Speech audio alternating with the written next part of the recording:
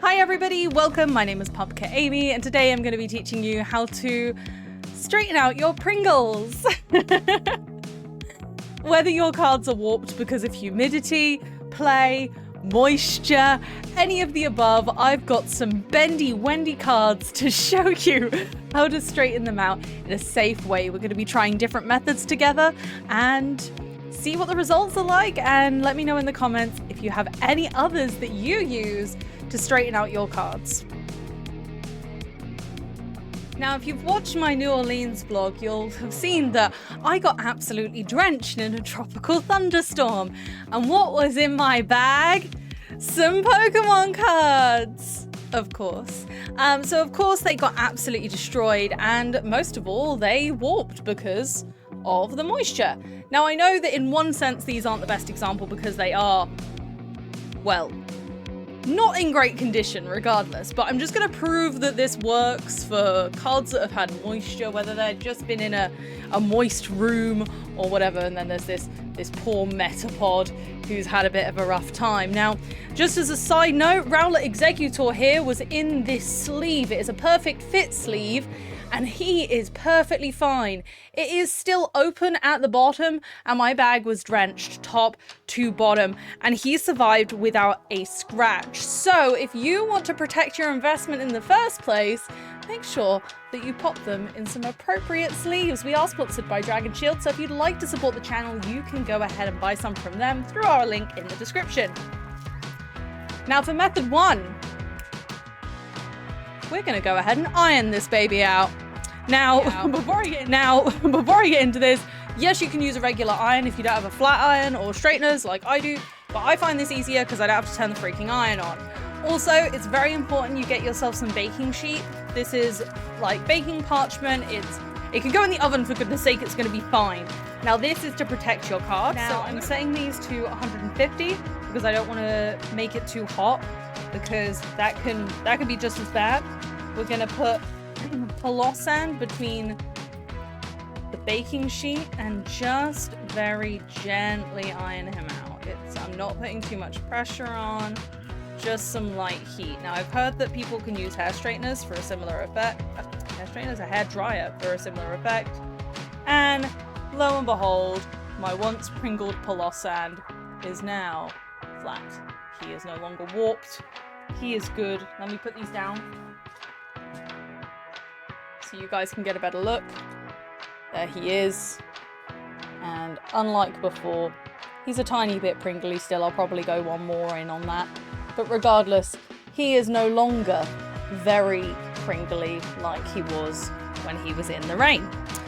Now, if you put those on too hot, as a warning, especially with foils, then this can happen. So this is my Metapod, which I did put in, and the heat was too hot, and actually it's gone the opposite way. So,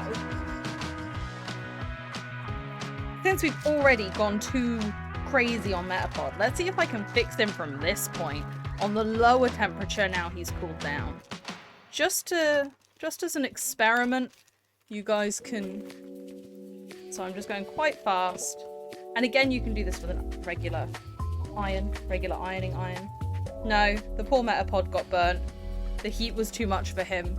It doesn't look like he's going to be able to be saved from his strange warpy disposition now. So, use that method at your own risk. As some of you know, I have an extensive board game collection, and luckily for me, these are quite heavy. So I popped a card under there 3 months ago, and there it is. So as you could see in that clip, this water energy was once a warpy nightmare. Now, I forgot to film me putting that under the board game, but it was completely pringled, and it was actually the other way. It was a long edge like this because it had unfortunately slipped out of my bag and been in the boot of my car. Now, it was just in this like cheap sleeve, and it is absolutely completely flat now. The board game method did work. That's a heavy game. And so any heavy item, books, literally anything that's safe to leave that under, that was under there for 3 months. So maybe a bit of an extreme example, but I've heard that using a top loader and a sleeve can speed up the process. So maybe give that a go if you've only got 1 or 2 cards and a large surface area of heavy things to put things under, but my water energy is saved. the next method is the one that I find the most reliable and the way that I stop most of my cards warping, and that is using silica gel packets. These bad boys absorb moisture of any kind. So if you put your cards in an airtight container with some of these bad boys. Now I've got these giant ones because these actually live in the cupboard that I store my cards in. So these live in the cupboard, and then I put smaller ones in any containers that require cards, so bulk lots of cards to be unwarped. These will hopefully help with removing that moisture and getting them straight again. Now, of course, this isn't going to help for cards which have warped via play, but we will have to use the heavy board game method or bending gently for those. But if you're worried about moisture, or if you live somewhere with a lot of moisture, or just generally you've come across some warped cards, then giving this a go to see if it helps is always the way. But I always use this as a preventative method as well as helping with ones that have already warped. Protecting your cards from these instances in the first place is obviously the best way to prevent this happening. So getting yourself a good quality card binder, this one's from Dragon Shield that I like to use, and some sleeves are going to help you survive those tricky situations like Rowlet Executor when he got stuck in the rain.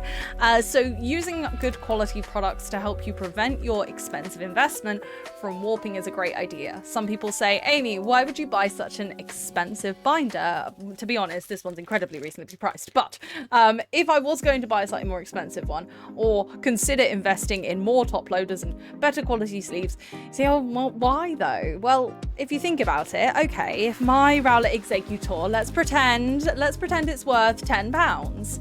If it's worth £10 and I spend £1 on a sleeve, and I'm not going to spend £1 on a sleeve, I spend, you know, 13 euros on a whole box of 100. So realistically, that's never going to be the case. But even if I were to buy a sleeve for a whole £1, or a sleeve and a top loader for £1, that's still protecting my £10 Rowlet Executor. That's worth it. That's absolutely worth my investment. So when I think about how I'm using my money to protect my cards, I'm thinking actually I'm protecting the investment that is inside of this. And equally with binders, top loaders, deck boxes, everything can be justified by the fact that you're protecting something that's worth so much more inside. And that's why we use things like oversleeves as well. I use oversleeves on my Japanese art sleeves just so that I don't have to go back to Japan to buy new ones or try and getting the same design, which is going to be nigh impossible. So just have a think about that for a minute. I won't go on and on, but get yourself some good ones. Let's try it one more time on my Bendy Wendy Skeledirge EX, just to have one last shot to see what a difference it can make. Again, we're going to be really gentle. Go with a few swipes to begin with. Nice and chill. I'm going to wait. Check that it's not too hot. It's okay. It's okay.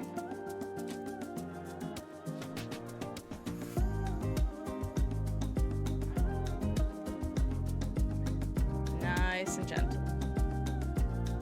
Now, I've heard people using hair dryers as well for this method, and I'm not sure how that would work in comparison. I feel like the heat coming from both sides is better.